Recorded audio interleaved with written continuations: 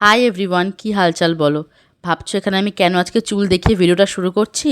কারণ তোমাদের তো আমি বলেছি যে আমার জেঠু মারা গেছিলো, তো আজকে গত 11 দিন পর আমি চুলে শ্যাম্পু করেছি। চুলে যতদিন চিরুনি দিতে পারতাম না, তেল দিতে পারতাম না, শ্যাম্পু করতে পারতাম না, তো আজকে শ্যাম্পু করেছি। চুল উঠেছে দেখো, দেখলে মাথা খারাপ হয়ে যাবে। এরকম চুল উঠলে আমি টাক হয়ে যাবো। তারপর যাই হোক, স্নান টান করে খেয়ে দে, খাওয়া মানে কি আর, সেদ্ধ ভাত খেয়ে দিয়ে চলে গেছিলাম জেঠু বাড়িতে, মানে বিরায়, বাজার ফাজার নিয়ে, মুদি সদার বাজার।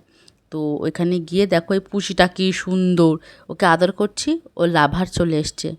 কি বলবো আর, ওদের জীবনে যা প্রেম আছে তোমার জীবনেও সেই প্রেম নেই, দেখো কত প্রেম ওদের মধ্যে।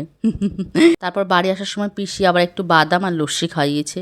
আর এই যে ট্রেনে উঠে পড়েছি বাড়ি আসার জন্য।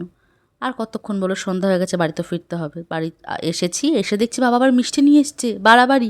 কারণ এখন তো আমরা ভাজা পোড়া কিছু খেতে পারবো না, তাই বাবা একটু মিষ্টিই খাওয়ায়। তো তোমরা আমায় কমেন্ট করে জানাও যে তোমরা কে কে রসগোল্লা ভালো খাও। আমি মোটামুটি খাই, তোমাদেরটা জানাও।